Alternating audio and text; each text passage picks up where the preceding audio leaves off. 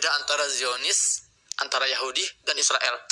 Kalau Palestina merdeka, tetap akan ada konflik internal antara Hamas dan Fatah. Nah, kalau misalnya Palestina dimerdekakan, apa yang akan terjadi? Perebutan lagi nggak? Ya pasti akan perebutan. Palestina dimerdekakan akan perebutan lagi? Akan perebutan antara lagi. Siapa? Hamas dan Fatah? Ya antara faksi kedua itu, Hamas dan Fatah. Perang lagi? Bisa ya konflik lagi. Konflik lagi? Iya. Kalau hari ini masih ada orang bicara tentang konflik Hamas-Fatah, seolah-olah di sini ada konflik berdarah antara dua kubu yang berseteru di Palestina. Saya bisa pastikan bahwa orang ini nggak update tentang Palestina. Dia masih menggunakan informasi lawas, informasi jadul yang memang sengaja digulirkan oleh media-media barat untuk menunjukkan kepada dunia bahwa masalah di Palestina itu bukan masalah penjajahan, tapi masalah internal, politik antara Hamas Fatah. Maka di sini saya akan jelaskan apa sih Hamas Fatah itu, teman-teman. Bismillahirrahmanirrahim. Assalamualaikum warahmatullahi wabarakatuh. Alhamdulillah wassalatu wassalamu ala Rasulillah. Amma ba'd. Rabbi shrah li sadri wa yassir li amri wahlul 'uqdatam min lisani yafqahu qawli. Rabbana zidna ilma. Kembali lagi bersama saya Muhammad Hussein di Gaza Palestina. Kita bakal ngebahas beberapa hal yang sering sekali dikritisi dan ditanyakan oleh teman-teman di Indonesia tentang kondisi Palestina, tentang hakikat yang terjadi di Palestina. Teman-teman, sebelumnya saya ingin menyampaikan dulu kabar duka bahwa kemarin tentara Zionis Israel menyerbu sebuah desa di kota Nablus di tepi barat dan melakukan pembantaian massal.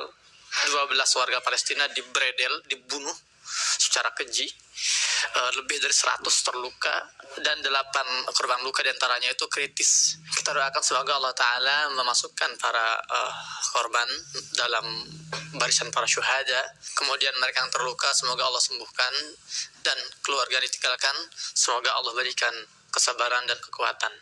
Dan untuk informasi tambahan juga teman-teman, melihat beberapa pergerakan Zionis penjajah beberapa hari terakhir dan juga respon para pejuang Palestina di Gaza, kemungkinan akan ada eskalasi menjelang Ramadan. Bukan eskalasi, agresi militer besar. Ya, karena buntut dari pembantaian kemarin di Nablus, hari ini seluruh lembaga pemerintahan dan non-pemerintah di Gaza ini melakukan aksi mogok, idrob syamil, aksi mogok kerja sebagai bentuk kemarahan atas pembantaian 12 warga Palestina kemarin di Nablus. Di sisi lain, para pejuang Palestina di Gaza sudah mengeluarkan beberapa statement bahwa mereka tidak akan tinggal diam melihat apa yang terjadi di tepi barat. Pihak jihad Islami sendiri sudah mulai melakukan balasan sejak tadi malam, mengirimkan roket-roketnya ke wilayah jajahan. Kemudian pesawat tempur Zionis juga dari semalam sudah mulai membombardir beberapa wilayah di Gaza. Alhamdulillah tidak ada korban sejauh ini. Dan ini masih terus, suasana panas ini masih terus berlangsung sampai hari ini. Kita doakan semoga Allah Subhanahu wa Ta'ala menjaga kita semua di Gaza Palestina. Baik, masuk ke pembahasan tentang pertanyaan-pertanyaan penting yang kalian harus pahami agar kalian bisa mengcounter para propagandis, orang-orang yang pro-Zionis ketika mereka berusaha mencuci otak atau membrainwash kita orang-orang Indonesia. Saya sudah sering menjelaskan di beberapa video-video sebelumnya beda antara Zionis, antara Yahudi dan Israel. Tapi saya akan bahas lagi secara cepat di sini. Saya mulai dari Yahudi. Yahudi ini adalah agama dan bangsa.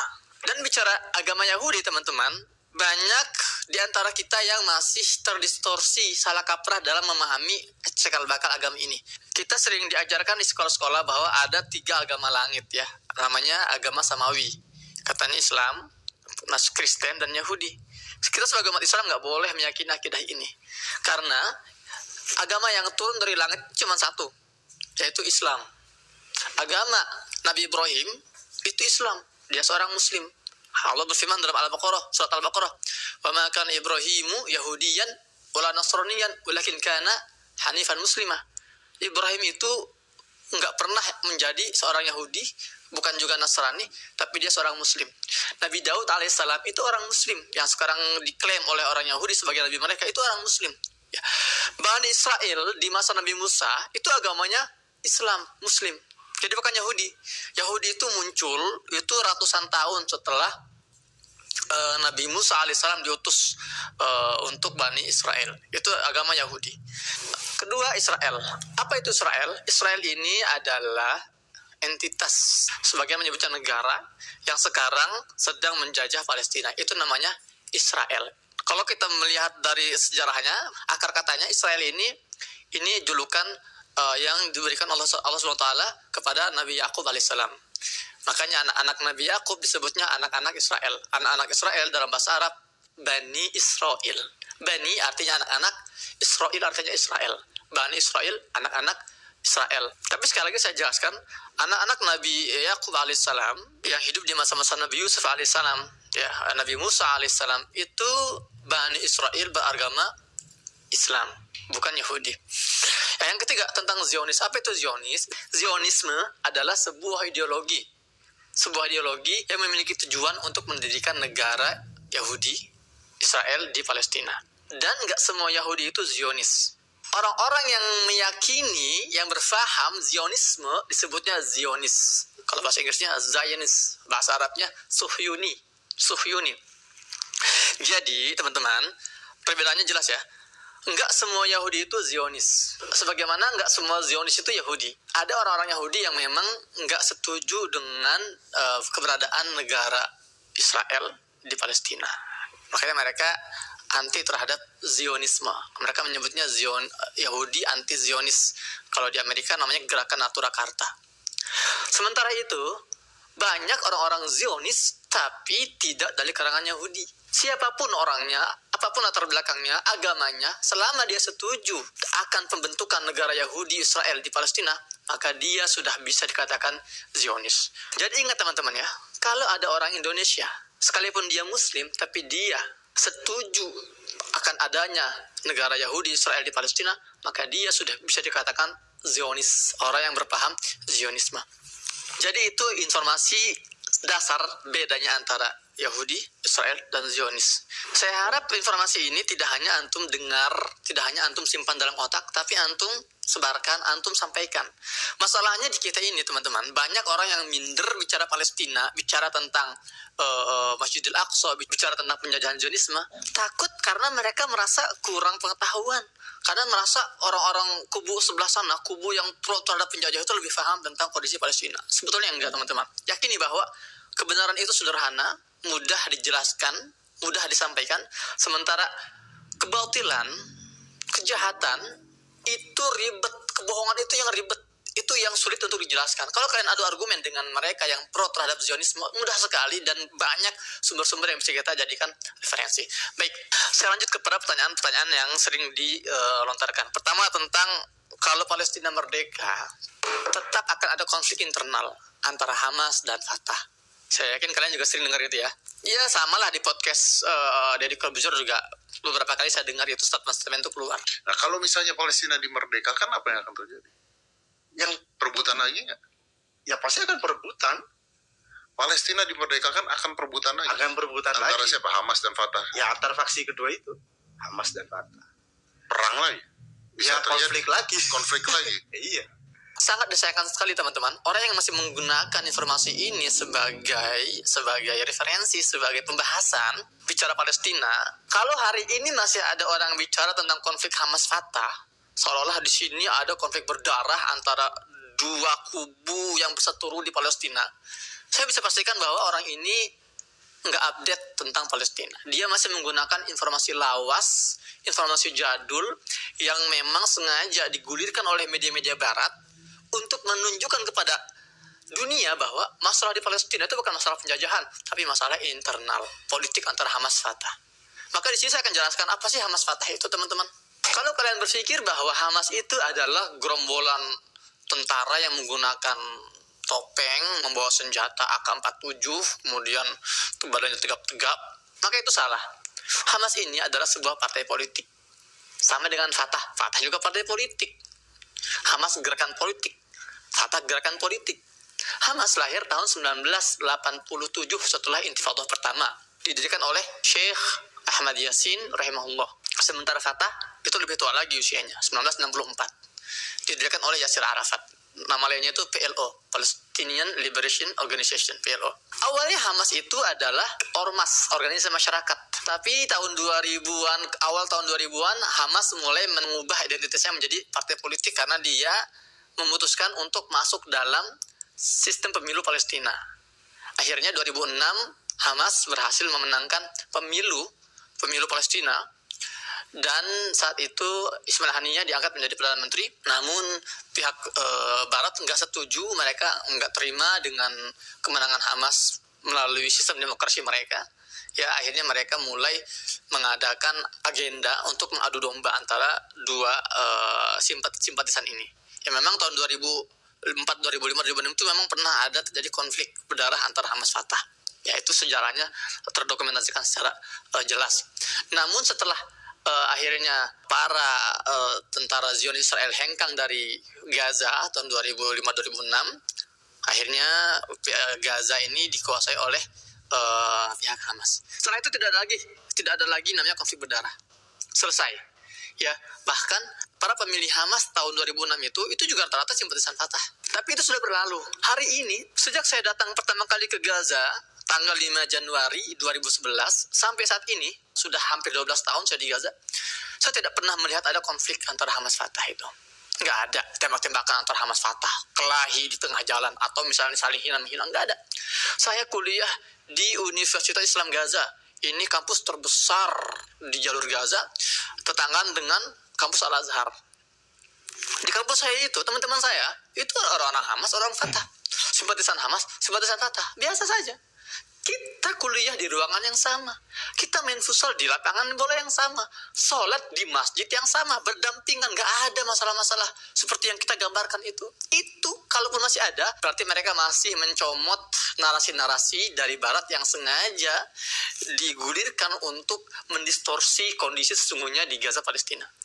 Nah, lantas siapa mereka itu di Palestina yang menggunakan topeng-topeng kemudian mengangkat AK-47 ya melawan para penjajah? Jadi kalau di Palestina itu sistemnya setiap faksi itu bisa memiliki sayap militer. Hamas punya sayap militer namanya Brigade Izzuddin Al-Qassam. Fatah punya sayap militer namanya Brigade Syuhada Al-Aqsa. Ada lagi ormas lain namanya Jihad Islami. Dia juga punya sayap militer namanya Saraya Al-Quds, Brigade Al-Quds.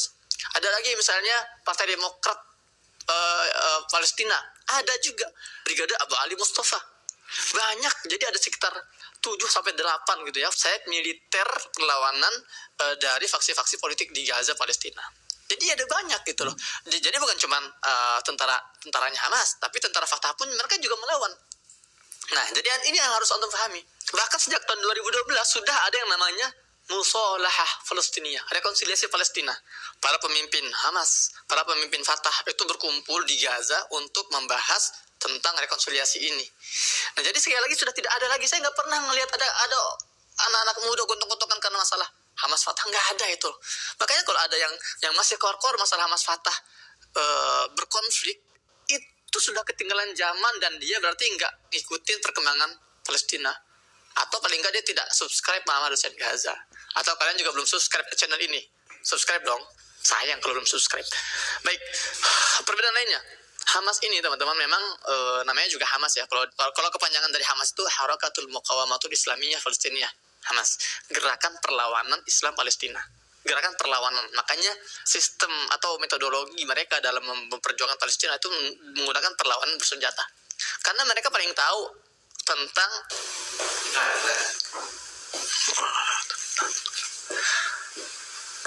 kenapa mereka gencar melakukan perlawanan, karena mereka punya prinsip sesuatu yang diambil secara paksa itu harus dikembalikan dengan paksa itu. Nah, dan mereka juga mengatakan bahwa satu-satunya bahasa yang difahami oleh penjajah adalah bahasa kekerasan. Nah, itu metodologi gerakan Hamas ya, dan dengan sayap militernya Al-Qassam. Sementara Fatah ini lebih ke arah diskusi, perundingan damai, mufawadah bahasa Arabnya.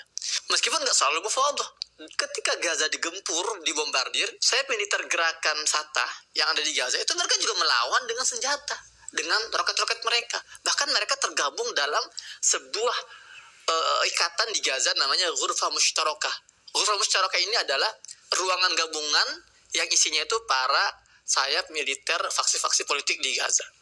Jadi sudah ada persatuan di Gaza. Jadi teman-teman, kurang lebih kalau ada narasi-narasi barat yang terus memblow up bahwa perpecahan Hamas Fatah ini semakin parah di Gaza sampai konflik internal yang tidak kunjung selesai, maka kurang lebih ini ya saya baca sebagai usaha mereka agar kita ini pesimis terhadap masalah Palestina.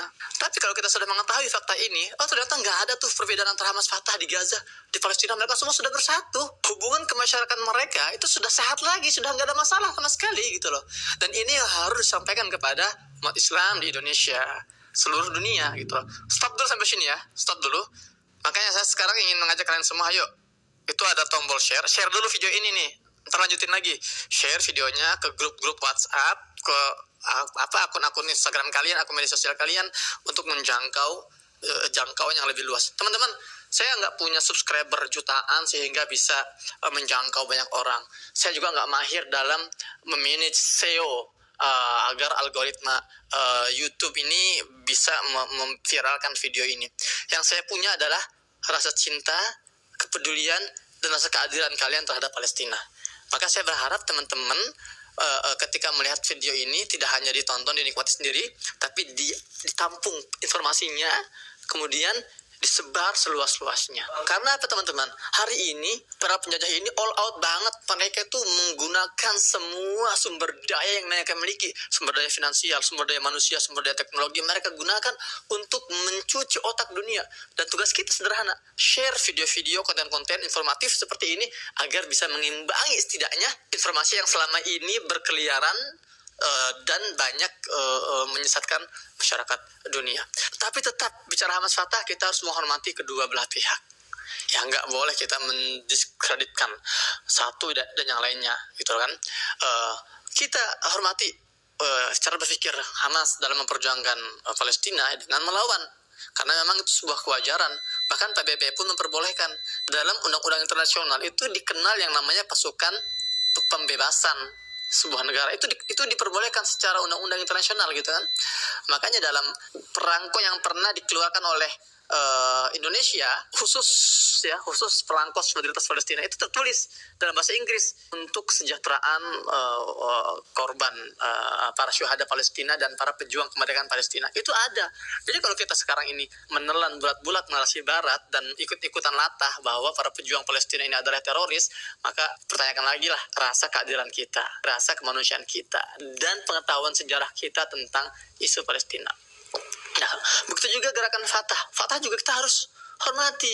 Ketika mereka berusaha memperjuangkan Palestina dengan jalur perundingan, datang ke PBB, ke Mahkamah Internasional, di Den Haag, Belanda, kemudian menghubungi lembaga-lembaga HAM, hak asasi manusia, itu kita hormati. Ini saling melengkapi. Karena dulu pun perjuangan Indonesia, warga Indonesia ketika bebas merdeka dari Belanda, itu menggunakan dua unsur ini. Ya, menggunakan jalur perundingan dan menggunakan jalur perlawanan. Memang dua-duanya harus ada. Itu yang harus kita pahami. Baik teman-teman, saya rasa cukup dulu kita bahas masalah ini. Pertemuan selanjutnya, saya akan bongkar jawaban lain dari pertanyaan viral yang sering ditanyakan kepada saya. Di mana sih negara-negara Arab? Di mana tentara-tentara Mesir, Yordan, Suriah? Di mana mereka? Kenapa mereka nggak serbu aja tuh Israel itu, tentara Israel yang cuman si Iprit ya sedikit, kenapa enggak dikeroyok aja oleh tentara-tentara yang ada di sekitar Palestina? Kita akan bahas ini di pertemuan selanjutnya insyaallah taala. Sebelum saya tutup, jangan lupa kalau belum subscribe dulu, kalau belum komen dulu, dan jangan lupa share agar informasi bermanfaat ini bisa menjangkau lebih banyak netizen yang ada di Indonesia. Dari Jalur Gaza, Muhammad Hussein. Assalamualaikum warahmatullahi wabarakatuh.